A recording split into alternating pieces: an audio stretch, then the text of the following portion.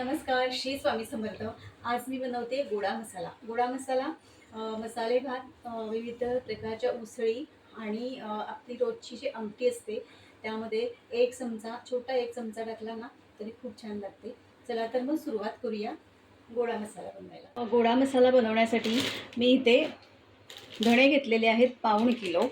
त्यानंतर इथे आहे जायपत्री 40 ग्रॅम, मायपत्री 30 ग्रॅम, मसाला वेलची 50 ग्रॅम, स्टार फूल 50 ग्रॅम, शहाजिरं 50 ग्रॅम, 2 चमचे हळद घेतलेली आहे. हळकुंड नाही आहेत म्हणून मी हळद घेतलेली आहे.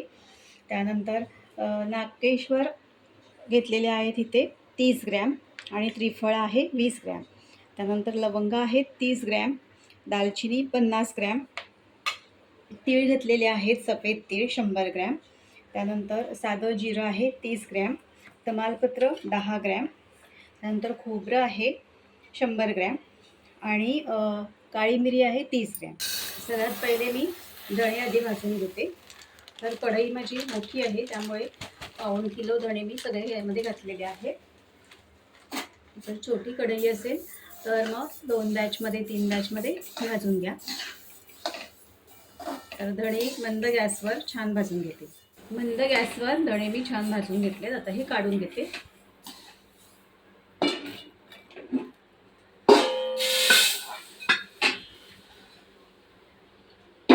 धणे, जिरं, तीळ आणि शहाजिरं हे आपण सुकं कोरडं भाजून घेणार आहोत. त्याच्यामध्ये तेल वगैरे काही घालणार नाही आहोत. तर आता मी इथे शहाजिरे घालते.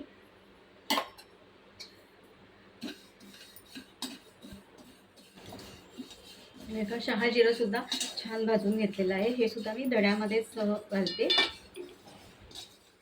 आता याच्यामध्ये जिरं घालते.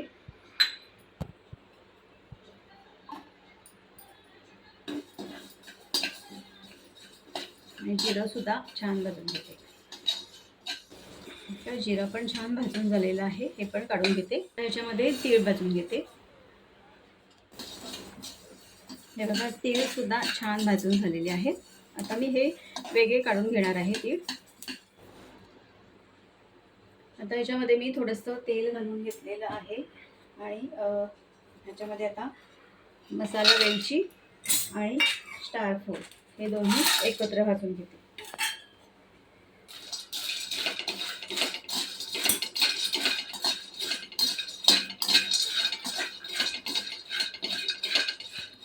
आता हे छान भाजून झालेलं आहे. हे पण मी काढून घेते आणि सगळे मसाले मी आता वेगवेगळे काढणार आहे.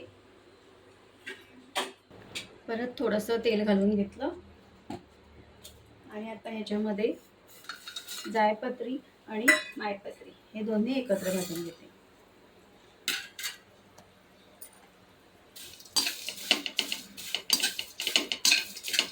पण झालेलं आहे तर हे पण काढून घेते.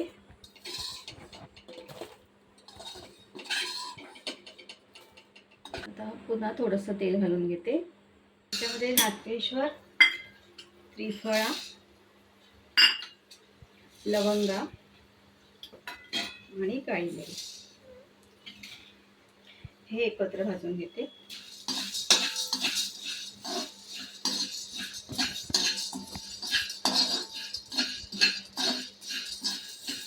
हे पण झालेलं आहे. आता ते पण काढून घेते मी. यामध्ये मी अजून थोडंसं तेल घातलं आणि आता आपण दालचिनी भाजून घेऊया छान.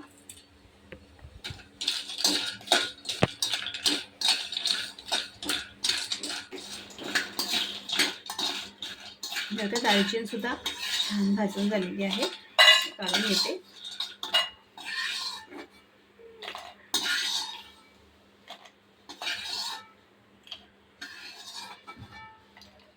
आता याच्यामध्ये तमालपत्र घालते. आता तमालपत्र सुद्धा छान भाजून झालेले आहेत. ते पण काढून घेते.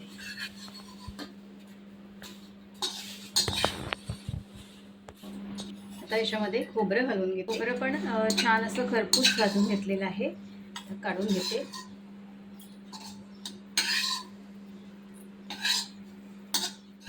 मग अशी साहित्य दाखवत असताना हे खसखस दाखवली नाहीये मी.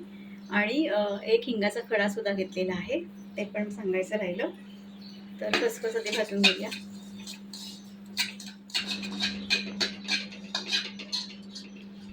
खसखस पण छान भाजून झालेली आहे. आता हे भाजलेलं खोबरं आहे ना, त्याच्यामध्ये ते काढून घेते. आता बघा मी थोडंसं तेल घालून घेतलेलं आहे आणि हिंगाचा एक खडा घेतला होता, तसं थोडे तुकडे केले आणि ह्याच्यामध्ये छान तळून घेऊया.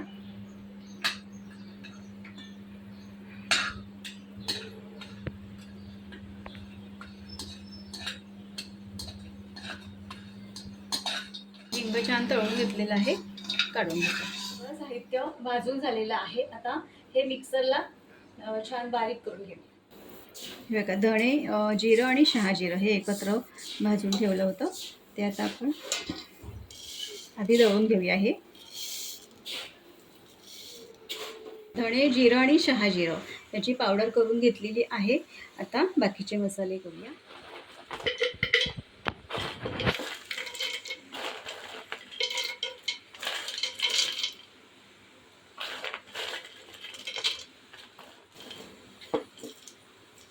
आता हे बारीक करून घेते. हे बघा, हे सगळे मसाले आता मी बारीक करून घेतलेले आहेत.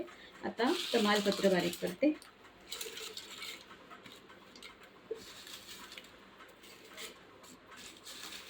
हे बघा, आता हे सगळं बारीक करून झालेलं आहे मसाले. ह्याच्यामध्ये हळद घालते आणि आता हे छान मिक्स करून घेऊया.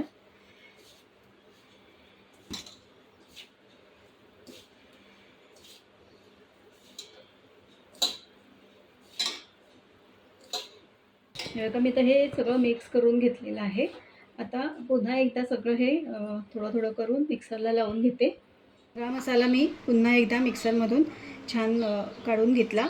त्यानंतर चाळून घेतलेला आहे. त्याच्यामध्ये थोडंसं जाडसर आलं, ते मी पुन्हा मिक्सरला लावून याच्यामध्ये घालून घेतलं. आता गोडा मसाला तयार आहे आणि मी आता बरणीमध्ये भरून ठेवते.